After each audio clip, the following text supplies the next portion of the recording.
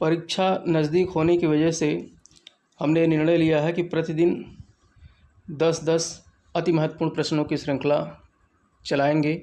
तो उसी कड़ी में भारतीय संविधान का ये दूसरा पार्ट है।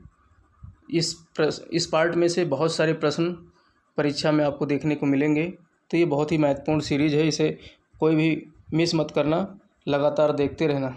तो चलिए हम लोग शुरू करते हैं। भारतीय संविधान का ये पहला प्रश्न है। निम्नलिखित कथनों पर विचार कीजिए। भारत की संविधान सभा ने राष्ट्रीय ध्वज का प्रारूप 22 जुलाई 1947 को अपनाया। सही है। राष्ट्रीय ध्वज के बीच चक्र में 21 तीलियां हैं, तो ये गलत है। 24 तीलियां हैं, ये गलत हो जाएगा। राष्ट्रीय ध्वज की चौड़ाई लंबाई का अनुपात 3:4 है, ये भी गलत है। 2:3 है, तो ये गलत है। तो केवल एक सही है, इसलिए इसमें बी वाला ऑप्शन सही होगा। व्याख्या में देख लेते हैं हम लोग। भारत की संविधान सभा ने अपने चौथे अधिवेशन, यानी भारतीय संविधान सभा के कुल 11 अधिवेशन हुए थे और 12वीं बैठक में इसे पूरी तरीके से लागू कर दिया गया था। तो चौथे अधिवेशन जो कि 14 जुलाई 1947 से 31 जुलाई 1947 तक चला था, तो इसी में 22 जुलाई 1947 को भारत का राष्ट्रीय ध्वज स्वीकार किया गया।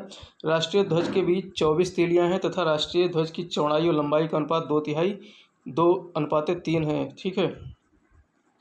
दूसरा प्रश्न है,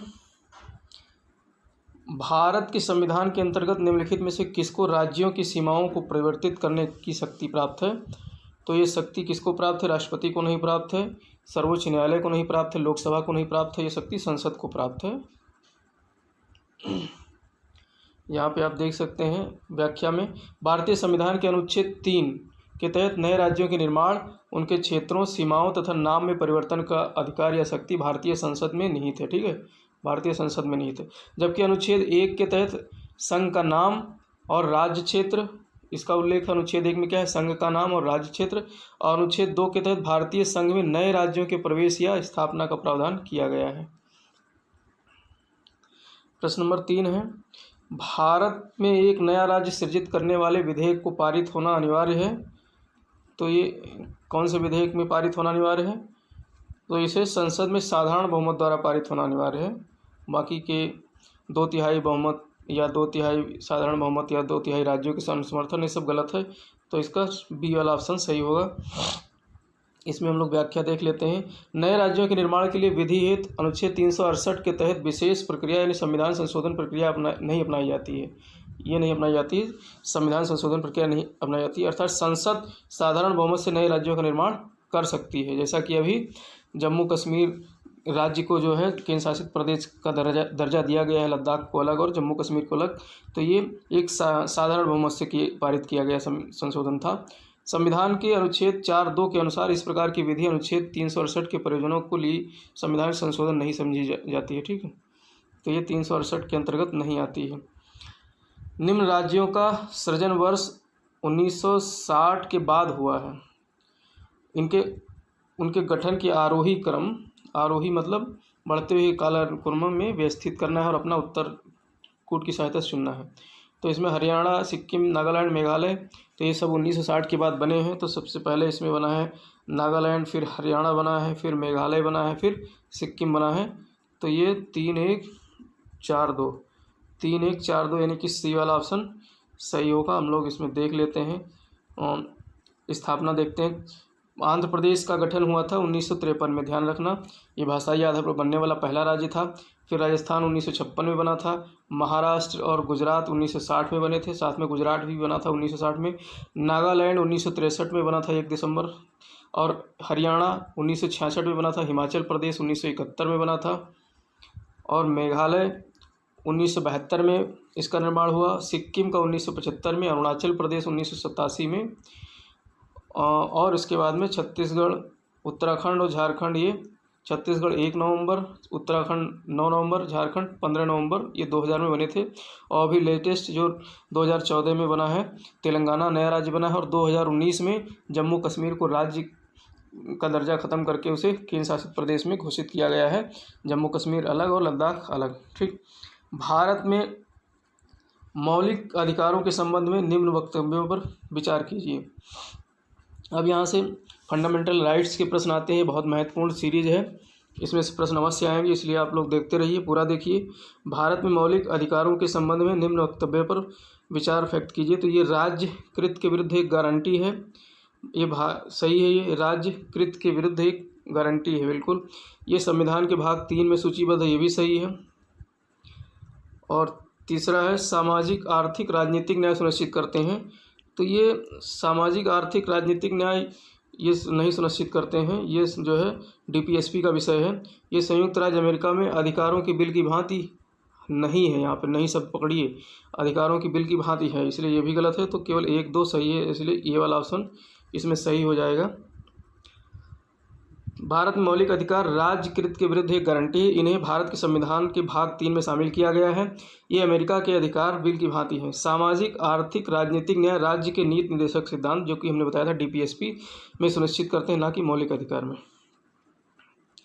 छठा प्रश्न है, उन मौलिक अधिकारों का चयन करें जो भारतीय नागरिकों को प्राप्त हैं परंतु गैर नागरिकों को नहीं प्राप्त हैं।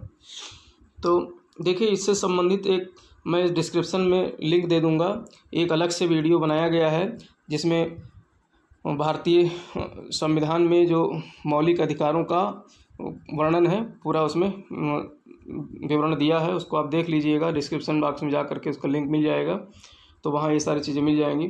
तो उन मौलिक अधिकारों का चयन करें जो भारतीय नागरिकों को प्राप्त है परंतु गैर नागरिकों को नहीं प्राप्त है। तो देखते हैं कौन कौन से हैं।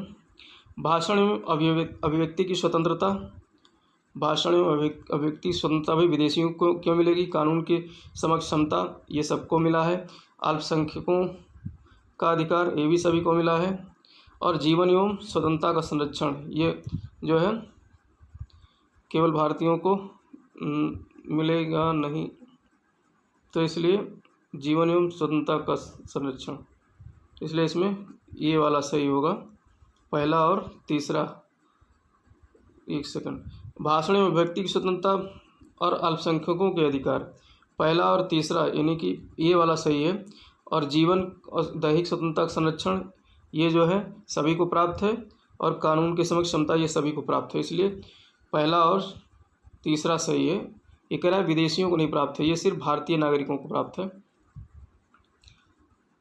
भारतीय संविधान के भाग 3 में वर्णित मौलिक अधिकार अनुच्छेद 19 भाषण अभिव्यक्ति स्वतंत्रता तथा अनुच्छेद 29 अल्पसंख्यक वर्गों के हितों का संरक्षण मात्र भारतीय नागरिकों को प्राप्त है, यह गैर नागरिकों को नहीं प्राप्त है।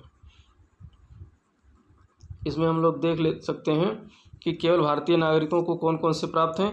तो 5 अनुच्छेद केवल भारतीय नागरिकों को प्राप्त है, याद रखना। अनुच्छेद 15, अनुच्छेद 16, अनुच्छेद 19, अनुच्छेद 29 और अनुच्छेद 30 तो ये 5 अनुच्छेद जो है ये प्राप्त हैं। इन सब का जो है विवरण देखने के लिए आप डिस्क्रिप्शन में दिए गए लिंक से इसको देख सकते हैं। और अनुच्छेद ये केवल भारतीय नागरिकों और विदेशियों दोनों को प्राप्त है, तो अनुच्छेद 14 प्राप्त है दोनों लोगों को, भारतीयों और विदेशियों को। और अनुच्छेद यानी व्यक्तियों की बात, अगर व्यक्ति आता है तो ये सभी को प्राप्त होगा, और नागरिक आए तो केवल भारत के लोगों को ये प्राप्त होगा। अनुच्छेद 20 प्राण एवं दैहिक वाला है। अनुच्छेद 21 ये भी सभी को प्राप्त है। और अनुच्छेद 23 और 24 शोषण के विरुद्ध। और अनुच्छेद 25, 26, 27, 28 धार्मिक स्वतंत्रता, यानी ये सारे प्रावधान सभी व्यक्तियों को प्राप्त है। अगला प्रश्न है, भारत के संविधान में शोषण के विरुद्ध अधिकार द्वारा निम्नलिखित में से कौन से परिकल्पित हैं? शोषण के विरुद्ध अधिकार की बात किसमें की गई है? तो ये की गई है आपका अनुच्छेद 23 और 24 में। तो मानव देह का व्यापार और बंधुआ मजदूरी यानी बेगारी का निषेध किया गया है अनुच्छेद 23 में, तो ये सही है।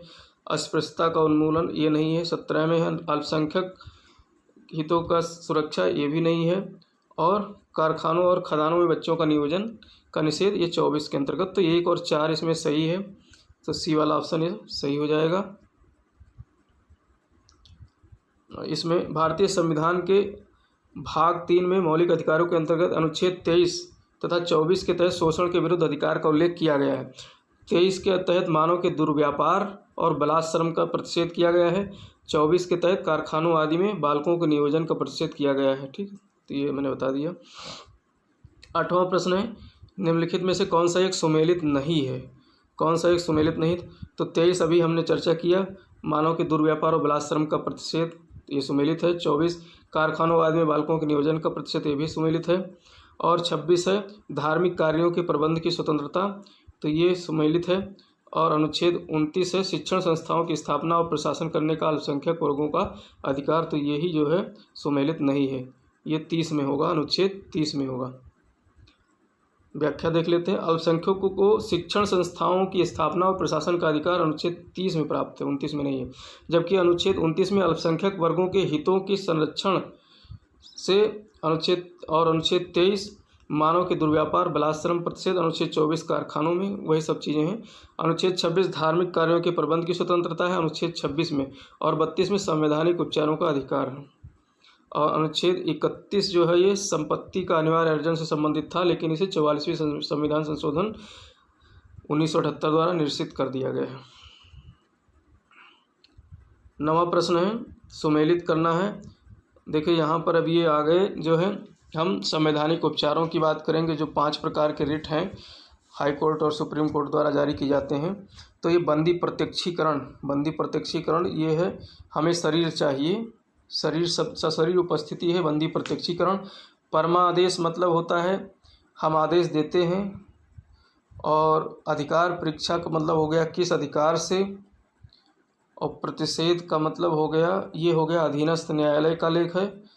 और उत्प्रेषण पूर्णतया सूचित कीजिए, तो इस तरीके से ये सुमेलित है।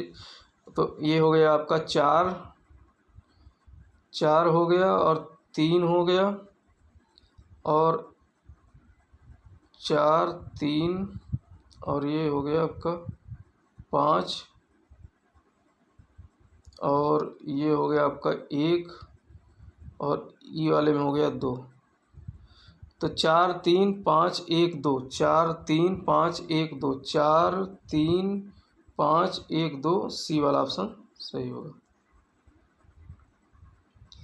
यहाँ देख लेते हैं, मिलान है।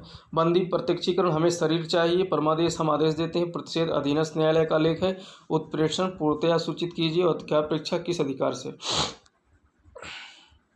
लास्ट प्रश्न है, निम्न में से कौन सा एक अधिकार राष्ट्रीय आपातकाल तक में भी समाप्त नहीं या सीमित नहीं किया जा सकता है। राष्ट्रीय आपातकाल में भी सीमित या समाप्त नहीं किया जा सकता है। तो ये होगा आपका व्यक्तिगत स्वतंत्रता तथा जीवन का अधिकार, जो अनुच्छेद 20 में है, 21 में है, ये नहीं समाप्त किया जा सकता है। और बाकी ये सब समाप्त किए जाते हैं, तो बी वाला हो जाएगा। हम लोग देख लेते हैं। 44वें संविधान संशोधन 1978 के बाद अनुच्छेद 21 में प्रदत्त प्राण एवं दैहिक स्वतंत्रता का मौलिक अधिकार यानी जीवन का अधिकार राष्ट्रीय आपातकाल की स्थिति में भी सीमित या समाप्त नहीं किया जा सकता है। इसे कब किया गया संशोधन? 44वें संशोधन द्वारा।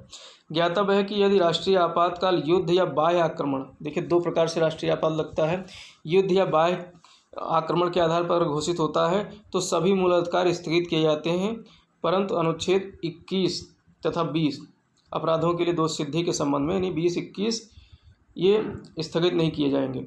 जबकि दूसरी तरफ यदि सशस्त्र विद्रोह के कारण आपातकाल घोषित हुआ है, यानी सतत शस्त्र विद्रोह से आपातकाल घोषित हुआ है, तो अनुच्छेद 19 भी जो है स्थगित नहीं होगा। 19, 20, 21 ये तीनों जीवित रहते हैं।